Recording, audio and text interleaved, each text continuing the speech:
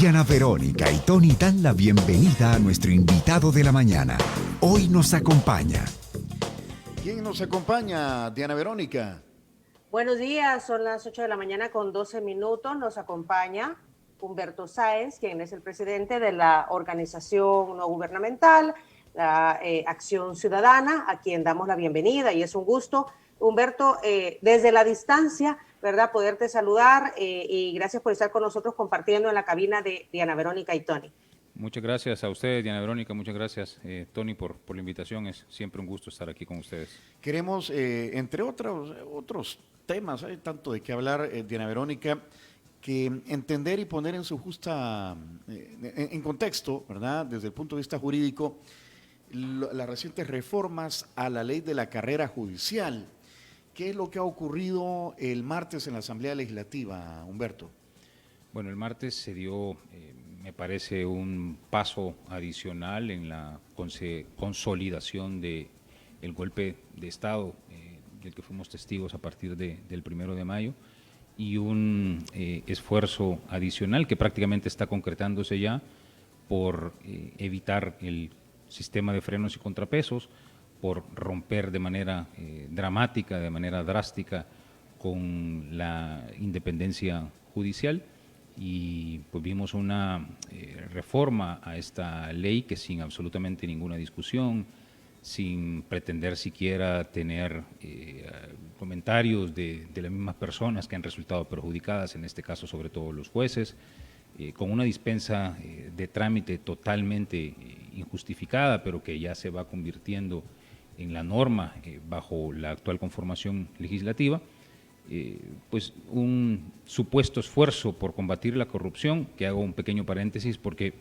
creo que nadie puede estar en desacuerdo en combatir de manera frontal la corrupción y creo que nadie puede estar en desacuerdo en que es necesario limpiar las instituciones, todas las instituciones, de los malos elementos y que eso incluye desde luego el órgano judicial.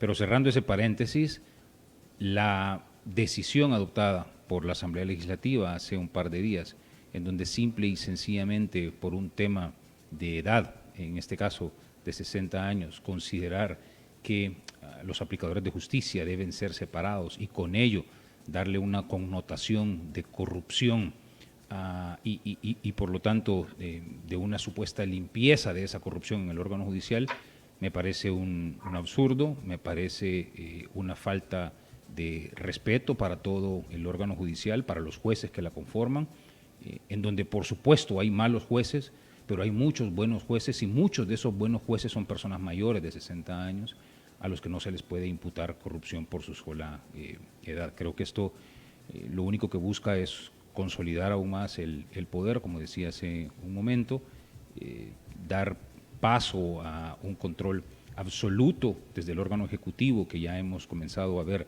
en decisiones legislativas, en decisiones de otras instituciones que se supone deberían ser independientes.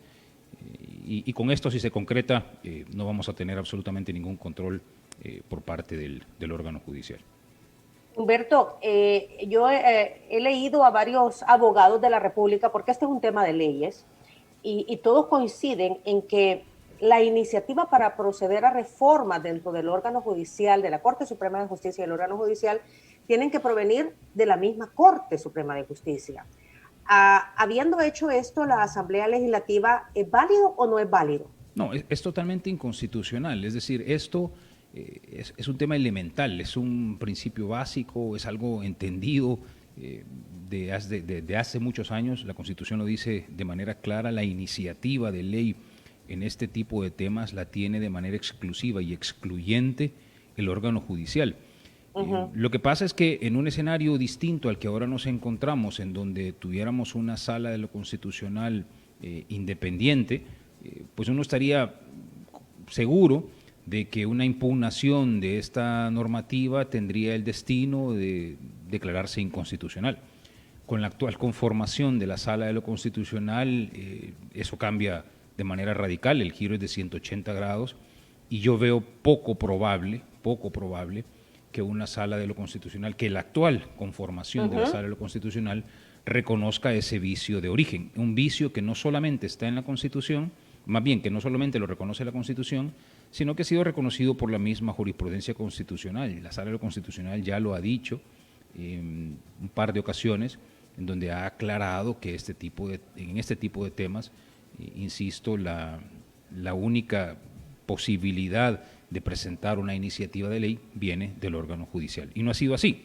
La iniciativa en apariencia viene del órgano legislativo, y digo en apariencia porque no tengo absolutamente ninguna duda que las reformas a la ley de la carrera judicial ni siquiera han sido analizadas, pensadas y confeccionadas en el órgano legislativo, sino que han provenido directamente del órgano ejecutivo, de los asesores legales del presidente de la República. Ahí se ha gestado de esta reforma, se han simplemente limitado a transmitir estas disposiciones al órgano legislativo, y como ya ahora es normal, el órgano legislativo, sin ningún análisis, ha procedido a aprobar las reformas que le pide el presidente de la República.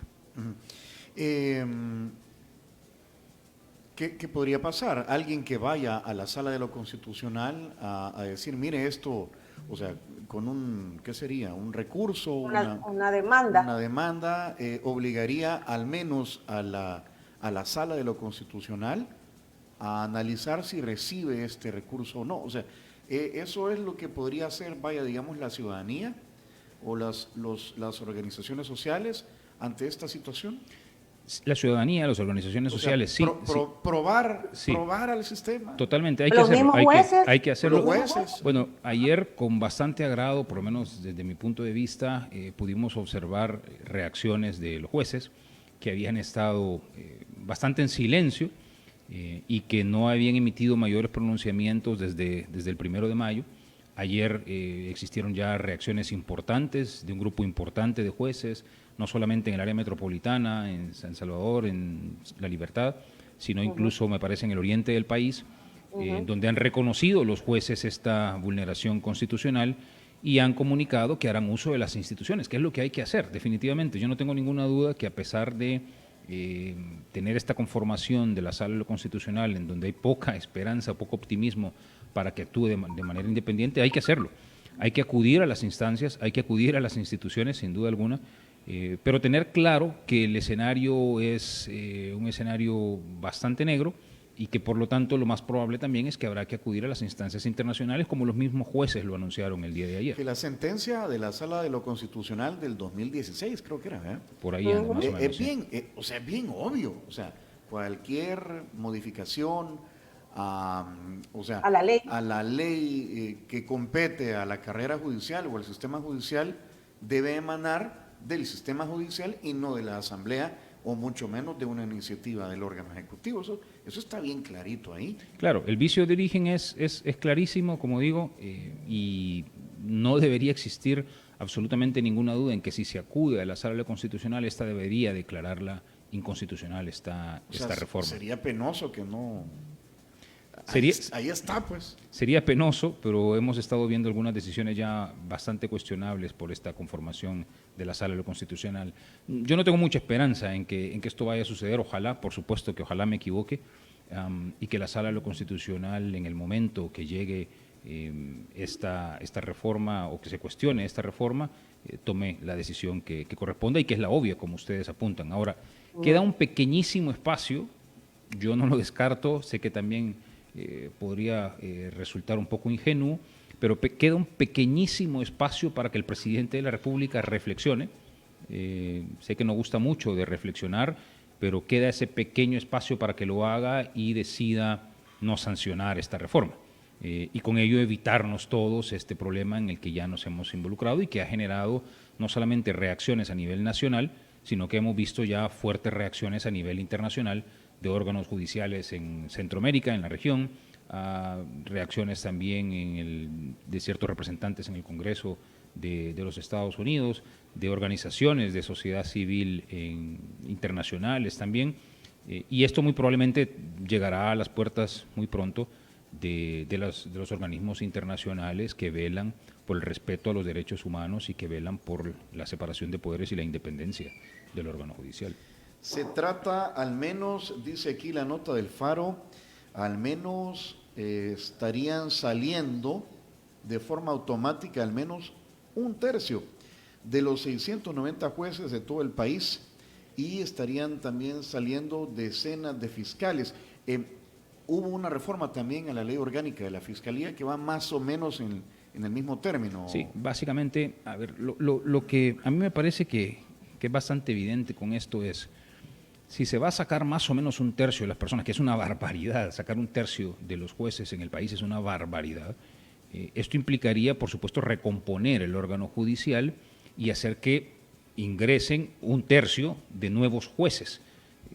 Y es ahí donde está, digamos, la trampa, es ahí donde está el principal peligro. No solo con la destitución lamentable, injustificada e inconstitucional y violatoria de derechos fundamentales que habría, que por la sola circunstancia de la edad estén siendo separados los jueces, porque ahí hay una violación directa a sus derechos fundamentales, sin ningún tipo de procedimiento.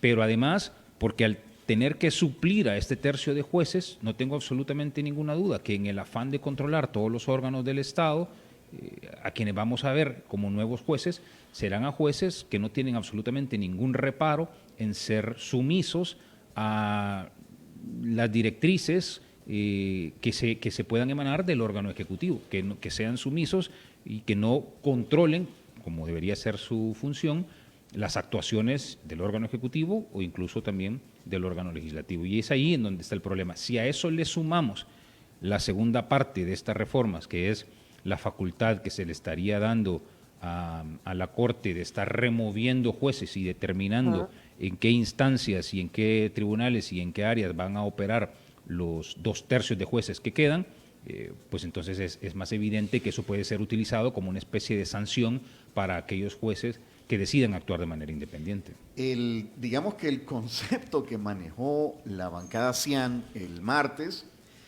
implica que en términos formales expresaría que los funcionarios corruptos del sistema judicial son todos los mayores de 60 años o tienen más de 30 años de servicio. Es absurdo, es que es ridículo, no hay absolutamente ninguna manera seria de sostener una cosa como esa. ¿Hay corrupción en el órgano judicial? Por supuesto que hay corrupción en el órgano judicial, lo hemos venido diciendo desde hace mucho. Eso es lo otro,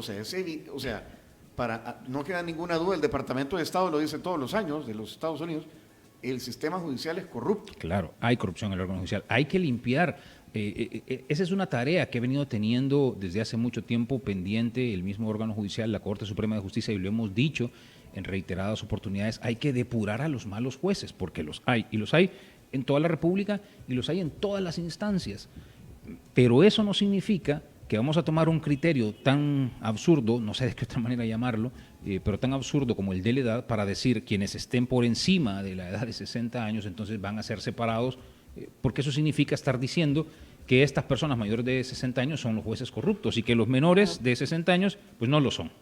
Y eso es totalmente ridículo. No es un criterio que pueda servir para depurar el órgano judicial de la corrupción. Si de verdad queremos depurar el órgano judicial, pues entonces habrá que establecer los mecanismos adecuados y respetando la institucionalidad y a quien le compete constitucionalmente, que es al mismo órgano judicial, a la Corte Suprema de Justicia, que con los procedimientos adecuados y acelerados, porque esa aceleración es la que ha estado pendiente en las distintas conformaciones de la Corte Suprema de Justicia, pues entonces pueda conducir estos procedimientos imprescindibles de depuración en el sistema judicial. Humberto, en la Corte Suprema de Justicia existe la Oficina de Investigación Judicial. Si lo que se quiere es sacar del sistema a aquellos elementos que se prestan a la corrupción o malos elementos debido a los cuales no se ha impartido la debida justicia, ¿no debería de fortalecerse la unidad de investigación judicial de la Corte Suprema de Justicia y que emane desde la misma, desde Corte Plena, las directrices necesarias para que esta unidad funcione y para sacar del sistema a los malos colaboradores? Totalmente, es que esa es la forma de hacerlo, es decir, ya tenemos las instituciones creadas, la sección de investigación, efectivamente, la misma Corte Suprema de Justicia, y lo único que hay que hacer es fortalecer no solo a la sección, sino también fortalecer los procedimientos, y que sean procedimientos más ágiles, porque no lo son hoy día, pero que sean procedimientos transparentes en donde, respetando el derecho de audiencia, respetando, por supuesto, los derechos fundamentales de todos los investigados, en este caso de los jueces a quienes se les impute posibles actos de corrupción, pues tengan la oportunidad de defenderse, de argumentar lo que corresponda y que entonces se tomen las decisiones una vez transcurrido ese procedimiento que le garantiza. Cualquiera te podría decir, pero eso es muy largo, y ahí en lo que toman una decisión, el juez corrupto va a seguir estando ahí. Puede ser, pero lo que pasa es que esto es justamente la tarea que ha venido que se ha encontrado pendiente desde hace muchísimos años, y es la tarea que hay que comenzar. Si esto se inicia, insisto, con procedimientos ágiles, refortaleciendo a la Corte Suprema de Justicia, refortaleciendo a las personas encargadas de conducir estos procedimientos, añadiendo a profesionales capaces de agilizar y de velar porque estos procedimientos se realicen de manera transparente.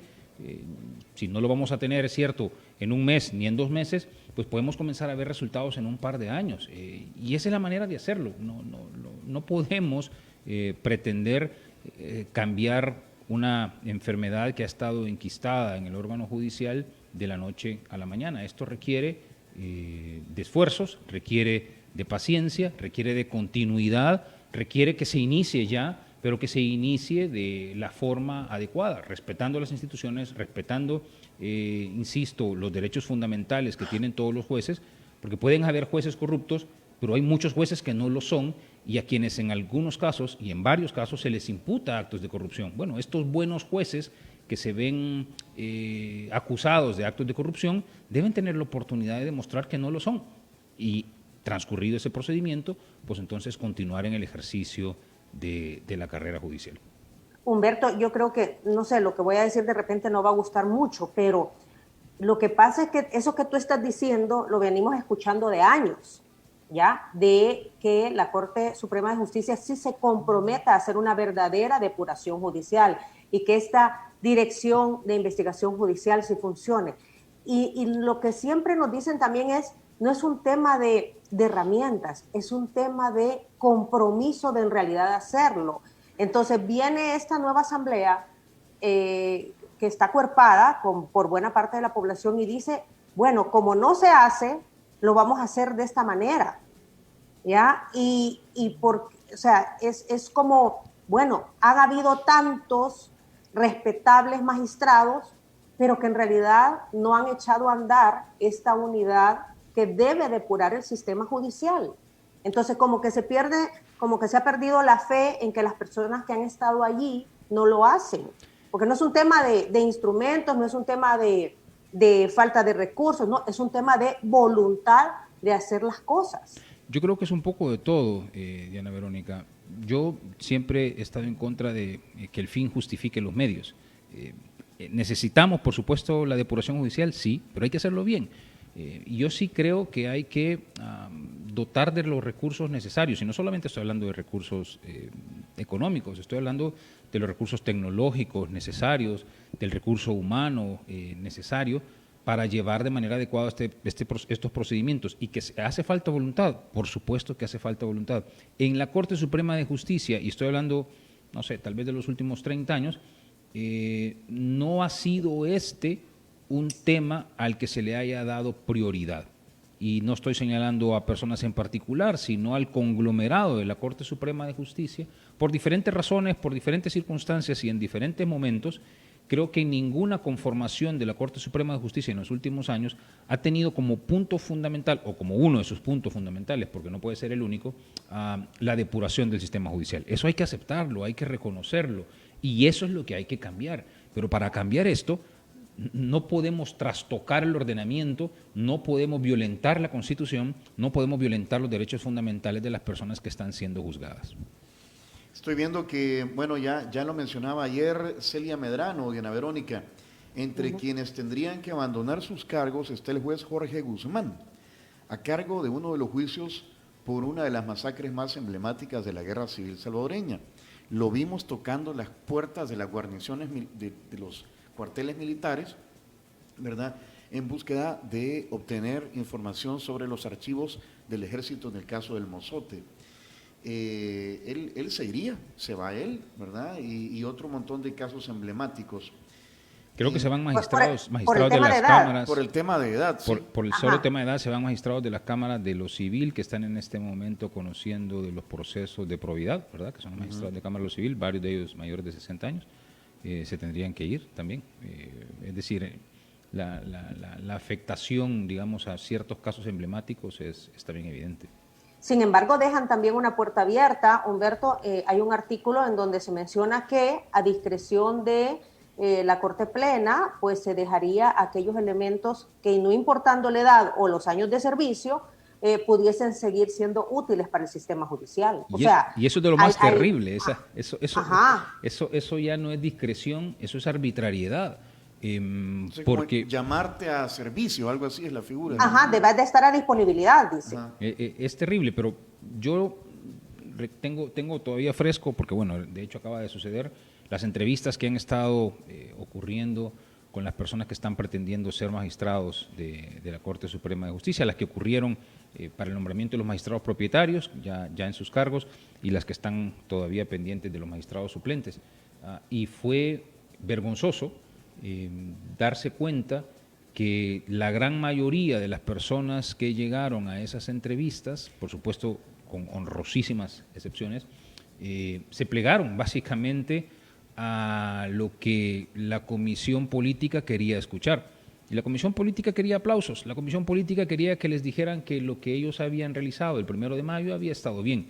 Y muchos colegas que pretendían, y algunos de ellos alcanzaron el cargo de magistrados en la Corte Suprema de Justicia, estuvieron dispuestos a decirles que aplaudían. Bueno, pues esta discrecionalidad, arbitrariedad que está quedando, si es que entran en vigencia estas reformas, no tengo absolutamente ninguna duda que implicaría eso. Te llamo, te pregunto, ¿estás de acuerdo?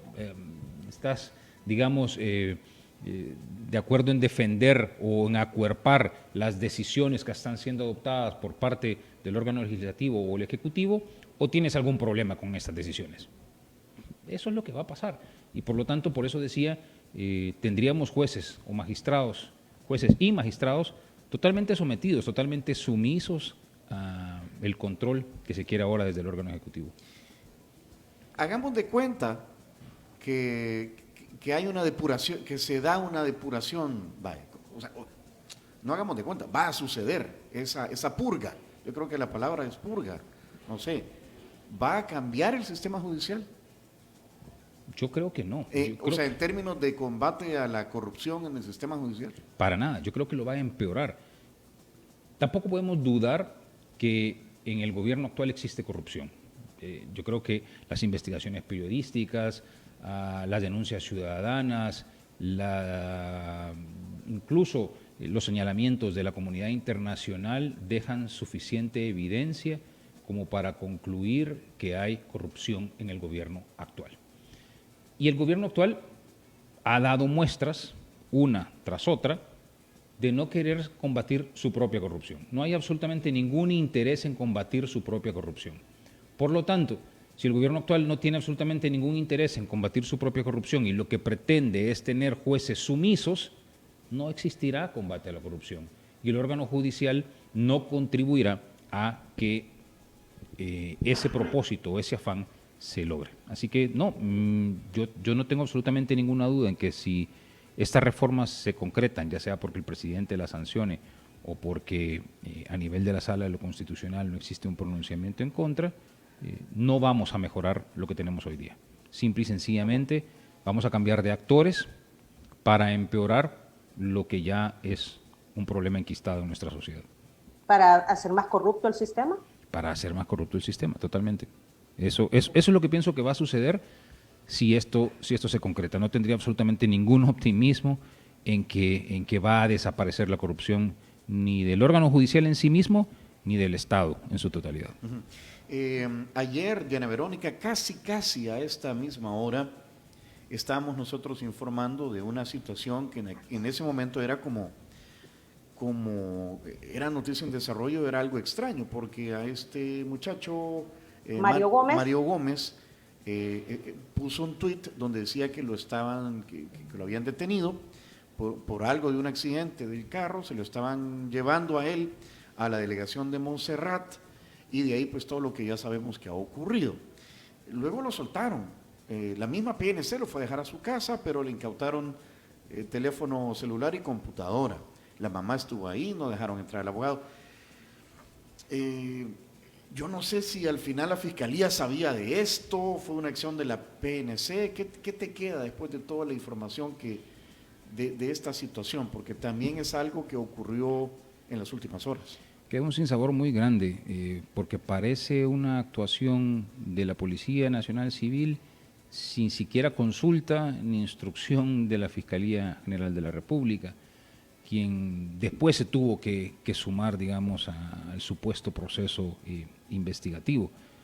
Más allá, obviamente, de la facultad que tiene la Fiscalía General de la República para investigar el cometimiento de delitos y del auxilio que debe prestar la Policía Nacional Civil, lo que estamos viendo es un ejercicio abusivo de la autoridad. A esta persona lo capturaron mintiéndole, lo capturaron dándole una información distinta, por lo menos eso es lo que relata la mamá a los medios, de la forma en que esto ocurre, y eso no puede normalizarse, eso no es un proceso normal en donde una persona está siendo investigada, mucho menos si la investigación, como después apareció diciendo la Policía Nacional Civil, era una investigación relacionada con fraude al sistema financiero. No tiene absolutamente ningún sentido que eso haya ocurrido de esta forma. A mí más me parece, y digamos, es el sinsabor que me queda, que se trató de una forma de amedrentar a una persona que está resultando incómoda, y está resultando incómoda porque está informando sobre una de las políticas de gobierno más importantes, si no la más importante, en el gobierno actual, digo, que es la implementación del Bitcoin como moneda de curso legal ya en unos días. Y esta persona se había dedicado a estar informando sobre algunos problemas que a las personas que no estamos muy vinculadas con este tema, pues nos cuesta digerir, y esta persona había tratado de hacer más digerible el asunto y de señalar algunos problemas que se pueden presentar en el momento de implementarse la ley y su respectivo reglamento. Y creo que eso incomodó mucho y generó esta reacción que afortunadamente tuvo que ser desistida, creo yo, por la gran presión que se generó no solamente por parte de la ciudadanía, sino por organizaciones de sociedad civil, el mismo periodismo e incluso las reacciones a nivel internacional que comenzaron a surgir. De las mismas personas que abogan por la implementación del Bitcoin como moneda en curso legal, empezaron a surgir reacciones en contra de este tipo de actuaciones de la Policía Nacional Civil. Y eso creo que fue lo que propició que afortunadamente la persona esta quedara libre. Ahora, el secuestro de sus teléfonos, la manera en que fue arrestado, la manera en que lo condujeron al centro penitenciario o a Bartolinas, a donde lo hayan llevado, a Bartolinas, por supuesto que viola todos los derechos fundamentales también de esta persona y los principios más básicos en materia de persecución de delitos.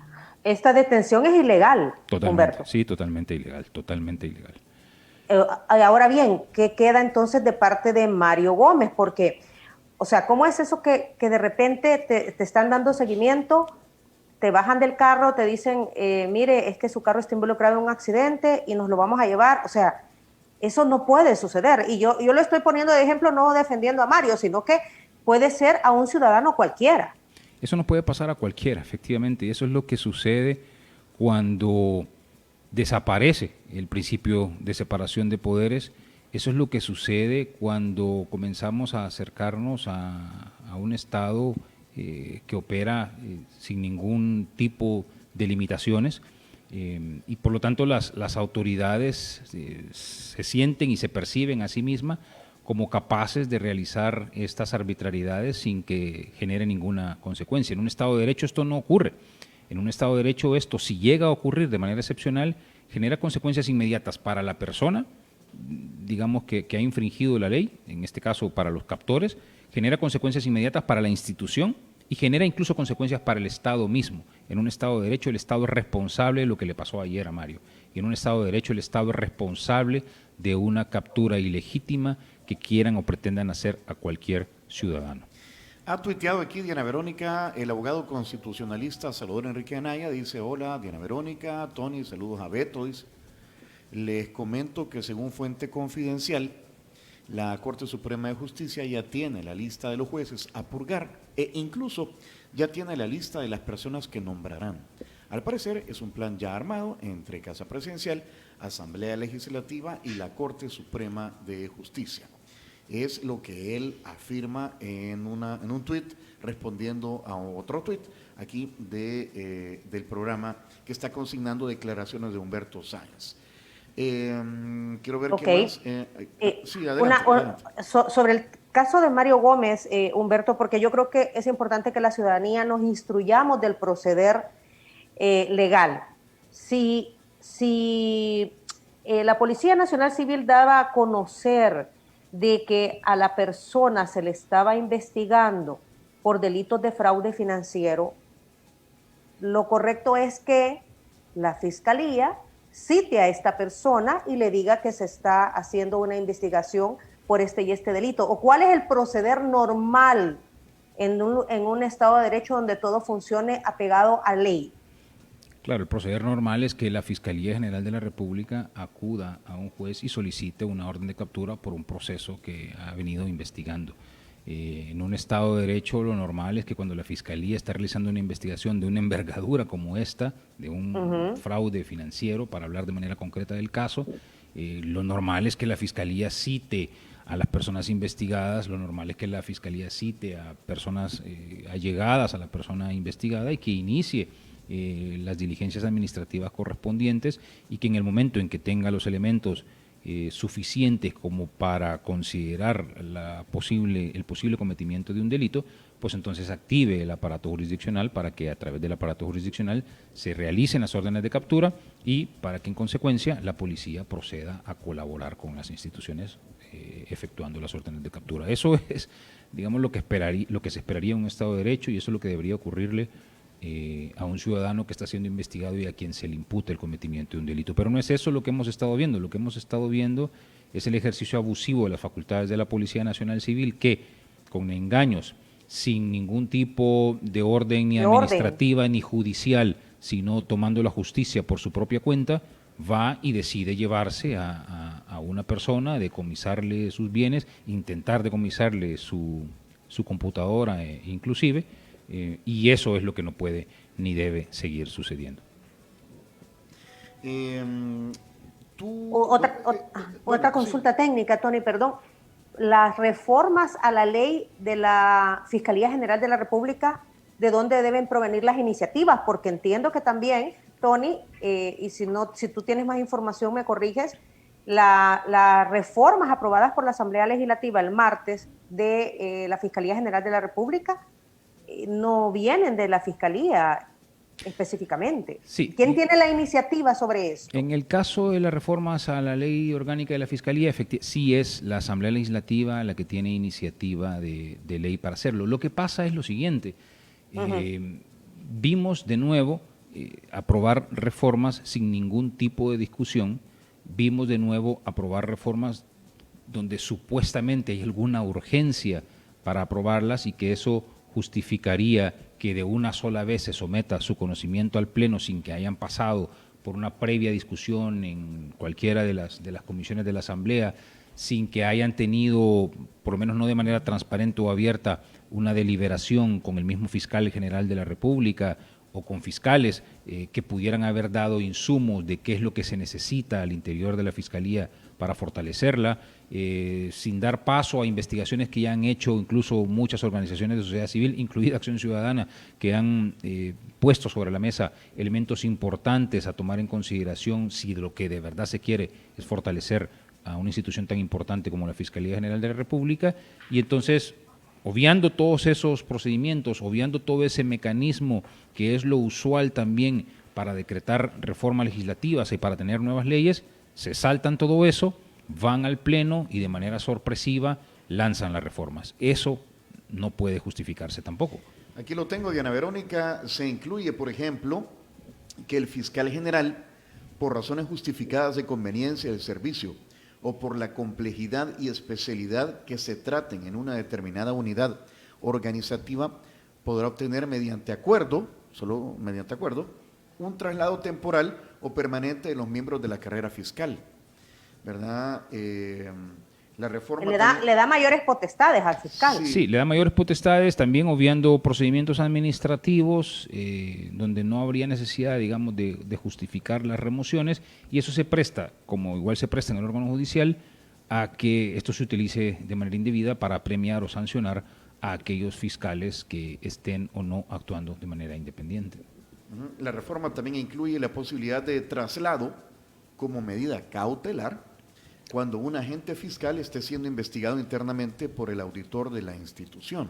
Vaya, no es posible que se haya aprobado una reforma de tanta magnitud y que 2 días después estemos discutiendo las consecuencias de esa reforma. El proceso legislativo debería implicar, salvo excepciones muy particulares, que los ciudadanos, los principales actores involucrados, hayamos tenido tiempo suficiente para discutir las reformas que se pretenden, y que por lo tanto en el momento que éstas se toman y se adoptan y se ejecutan, pues entonces hay un conocimiento generalizado de cuáles son los alcances y cuáles son las repercusiones que tendría la reforma. Pero saltándose, digo, todos estos procedimientos con dispensa de trámite, que se ha vuelto lo normal en esta conformación legislativa, aprueban una reforma de tal magnitud, que eso en sí mismo también es inconstitucional. La Sala de lo Constitucional, 2 conformaciones distintas de la Sala de lo Constitucional, o 3, ya lo han venido diciendo también de manera reiterada. Esto de dispensa de trámites es una herramienta que debe usarse solamente en circunstancias extraordinarias, y el martes no había circunstancias extraordinarias para que se aprobaran estas reformas sin discusión previa. Se ha venido hablando mucho, o he escuchado yo y leído en redes sociales, de que ante decisiones que ha tomado el gobierno junto con la Asamblea Legislativa, el gremio de abogados o el gremio de jueces, incluso empresa privada, los que cuando no habla la ANEP, vaya, digamos, pues no dicen nada, no ha pasado nada, no se manifiestan en las formas que se tienen para hacerlo, ¿verdad? Y tú decías, he visto muy bien que ayer los jueces se hayan al menos elevado su voz. ¿Crees que hay temor? Que hay gente que quisiera decir las cosas pero que no lo hace. Lo hay. A mí, de verdad, y lo digo, lo he dicho frente a frente, lo he dicho cara a cara a algunos colegas, a mí me da vergüenza la posición que ha adoptado el gremio en general.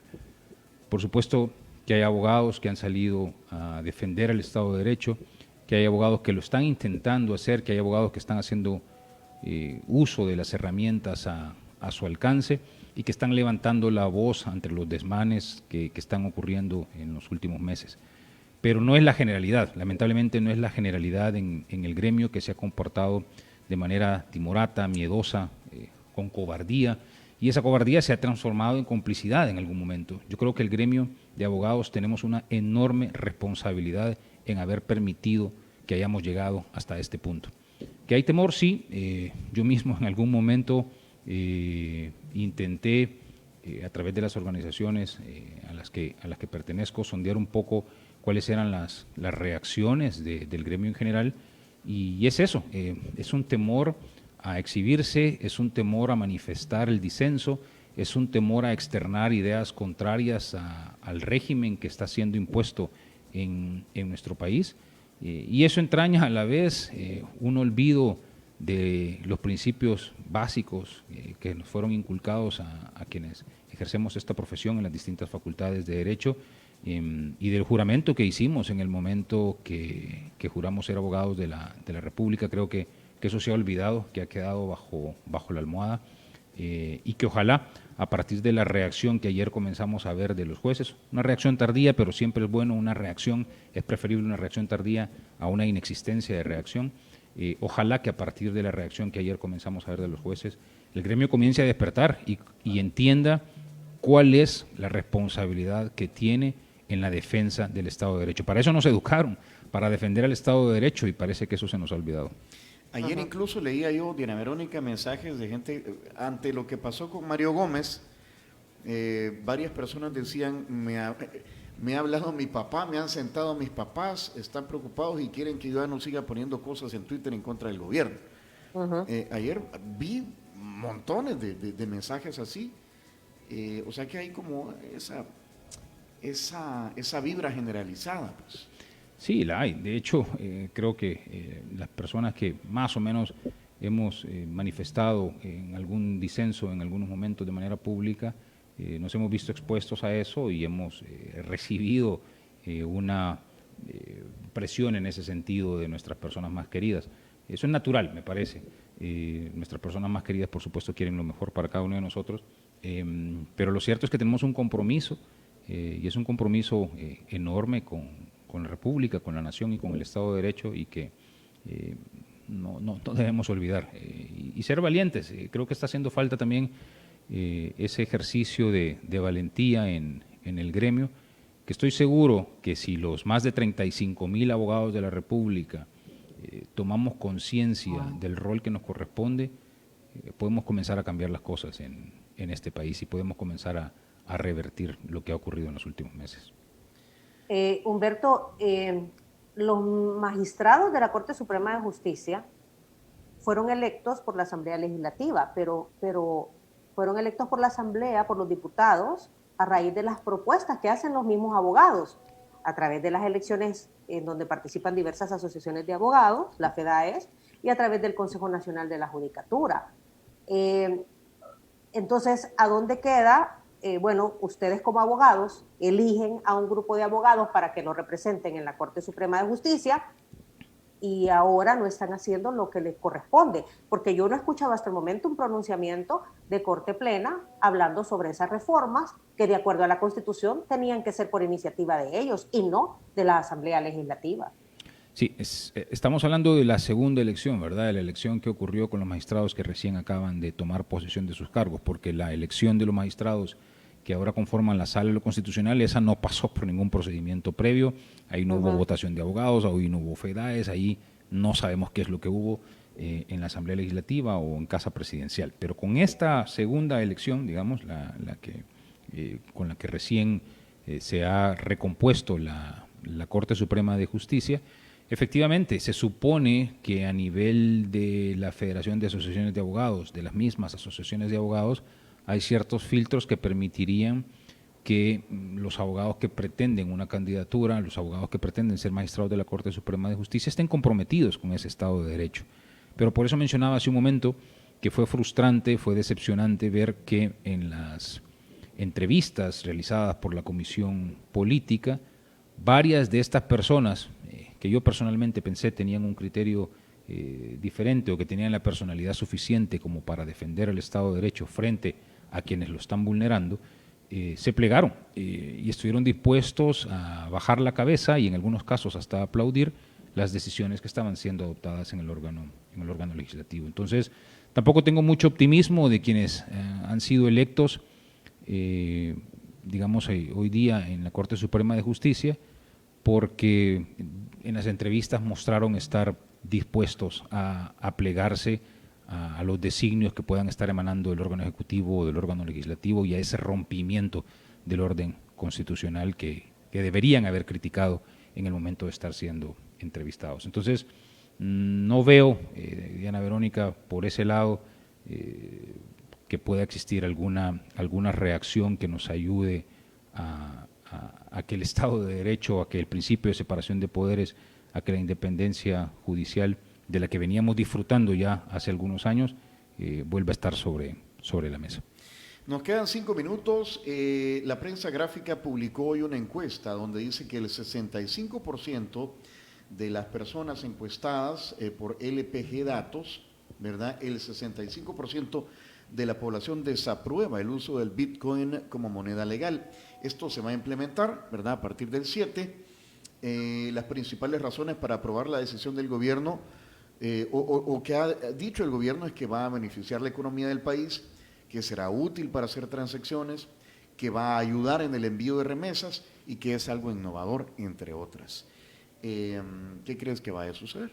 ¿Cuál es la perspectiva, lo que ustedes han, como Acción Ciudadana, han pensado que pueda ocurrir? La verdad es que hay mucha incertidumbre todavía, Tony, porque vimos hace un par de días el reglamento, que esperábamos que el reglamento aclarara muchas de las dudas que teníamos con relación a lo que se establece en la ley, pero al contrario, el reglamento añadió dudas a las que ya teníamos. Y hoy día un asunto tan básico como saber si la utilización de esta criptomoneda será o no obligatoria, no está resuelto. Digamos, el asunto más elemental de todo esto, y es si me van a forzar a utilizar la moneda, sigue sin estar resuelto. Es decir, escuchamos, por supuesto, el discurso de los funcionarios del órgano ejecutivo, pero inmediatamente uno regresa y lee lo que dicen las disposiciones aprobadas y encuentra una diferencia abismal.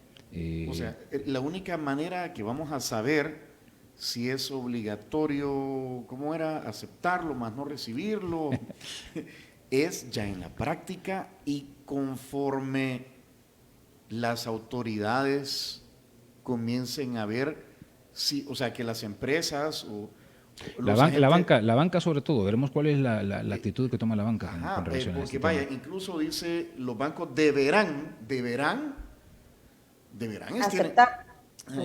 prestar sus servicios como plataformas de intercambio en las billeteras ofrecidas por el Estado, que es Chivo Wallet, de tal manera que no generen comisiones al usuario final de las billeteras. Sí, por eso digo, hay ejemplo. una incertidumbre total. Si a eso le añadimos, digamos, todo el oscurantismo que ha rodeado la implementación de esta ley, no sabemos quién está proveyendo estos dispensadores automáticos que ya están por todo el país, dónde está la contratación de esta empresa o empresas que están proveyendo estos dispensadores, quiénes son las empresas que están construyendo estos pequeños módulos en donde van a estar los dispensadores, dónde está, digamos, el llamado o la licitación pública internacional que se hizo para la implementación de esta ley. Nada de eso lo sabemos, y entonces eso lo único que genera es incertidumbre que no contribuye al crecimiento económico. La inseguridad Bueno, es que no contribuye. licitación, hablando de licitación, están abriendo una licitación de proveedores para la implementación del Bitcoin a través de un apoyo del Banco Centroamericano de Integración Económica. Sí, y esto apenas ha iniciado. Es decir, el 7 de septiembre esto se vuelve obligatorio o la ley entra en vigencia, pero estamos todavía en procesos licitatorios cuyo alcance todavía no es del todo claro. Pero ya hay otros temas que ya se implementaron, ya están en todo el país estos dispensadores automáticos. ¿Quién los provee? ¿Cuánto han costado estos dispensadores automáticos? Nadie sabe. ¿Cuánto han costado estos módulos y quién los está construyendo? Nadie sabe, nadie tiene esa información y no hay manera de obtener esa información. Un dato interesante, Diana Verónica, Humberto, es que las personas menos dispuestas a aceptar y recibir el Bitcoin son las mujeres, las personas de mayor edad y las personas de nivel socioeconómico más bajo. Entre estos últimos, por ejemplo, el 83% dice que no aceptará pagos en esa moneda. Entre las personas del nivel socioeconómico más alto, el rechazo baja al 64%. Es natural, es que ver, la utilización de las criptomonedas era una realidad desde hace ya varios años. Aquí mismo en El Salvador ya había muchas personas y empresas que habían tomado la decisión de invertir en criptoactivos, pero de eso a dar el paso de transformar o de pretender transformar un activo en una moneda de curso legal, pues hay un precipicio de diferencias, ¿verdad? Uh-huh. No era necesario hacerla de curso legal para implementarla, claro, porque ya se estaba utilizando, ese es el punto, ¿no? Por supuesto, si había que generar algunos incentivos y con esto generar inversiones adicionales, pues bienvenido, pero de eso y esto sin ser especialista, evidentemente que estoy metiéndome en un campo que no es el mío, pero de eso a convertirla en una moneda de curso legal parece que es un despropósito. ¿Tú no crees que vaya a generar la llegada de inversionistas, bitcoiners, gente que en otras latitudes sí, digamos, no tienen la desconfianza que tenemos acá por el momento y que pueda ser de beneficio para el país? Ojalá que sí, Tony, ojalá que esto genere inversión de este tipo de empresas, ojalá que sea inversión legítima, eso también es algo que habrá que estar monitoreando y que esto no se preste a convertirnos en un país receptor de inversiones cuyo propósito son actividades ilícitas. Con eso habrá que tener mucho cuidado. Bueno, Diana Verónica, ¿alguna última duda? Son las 9:01, aprovechando aquí a Humberto Sáenz. No, creo que hemos abordado las tres temáticas de lo que está sucediendo, ¿verdad? Gracias, Humberto, por tus apreciaciones. Estaremos pendientes de lo que sucede en los próximos días. El siguiente paso a seguir, dado que estas reformas a la ley de la carrera judicial se han dado fuera de ley, el siguiente paso sería de que algún abogado o algún ciudadano presentara una demanda de inconstitucionalidad, ¿no? Los jueces mismos, los jueces mismos, ya sea los mismos jueces. acudiendo a la sala o incluso inaplicando. Los jueces tienen también la facultad de controlar de manera difusa la Constitución, entonces habrá que ver también la reacción de los jueces. También la UCA está presentando en estos precisos momentos una encuesta, ¿verdad?, de la situación del país. Hay datos interesantes que vamos a compartir, si quieres, Diana Verónica, ya en Noticias al Corre, después de la pausa, ¿verdad? Porque UDOP UCA dice: presentación de resultados de última encuesta UDOP, la población salvadoreña opina sobre el Bitcoin y la situación socioeconómica del país. Eso está ocurriendo en este preciso momento. Gracias, Humberto. Gracias muchísimas a ustedes por tus apreciaciones. Mira, aquí está el desayuno de San Martín, para que hoy por razones de coronavirus no lo estamos compartiendo, pero te lo puedes llevar, ya vas a escoger ahí el plato que te quieras llevar. San Martín está en plena celebración del bicentenario a nuestra independencia, Diana Verónica. En efecto, y por eso estamos invitando a toda nuestra audiencia a que visite cualquiera de las sucursales de San Martín, la que le quede más cercana, o la que usted prefiera, para que disfrute de aquellos platillos que se van a mantener hasta el mes de octubre y que son típicos de la tradición salvadoreña: el pan con chunte, Tony, los tamalitos de lote, la semita esa que nos han traído, la semita alta de piña, rellena de jalea de piña, los elotes locos. O sea, hay una cantidad de platillos típicos salvadoreños que están a la disposición en las sucursales de San Martín. Hoy ha venido aquí para que escoja, Humberto, un ranchero salvadoreño, un toast de prosciutto, yogur con granola y frutas, ¿verdad? Y encuentra, dice, que en nuestra panadería la nueva semita alta de piña, clásica semita alta salvadoreña, rellena de jalea especial de piña y dulce de panela. Esto vino gracias a Línea Rosa, un transporte integral y exclusivo para mujeres, conducido por mujeres altamente capacitadas. Llámenles al 2207-2132 o al 6200-4491. Gracias, Diana Verónica. Vamos a la pausa. Gracias nuevamente, Humberto. Hasta luego, buen día. Gracias, Humberto. Y volvemos.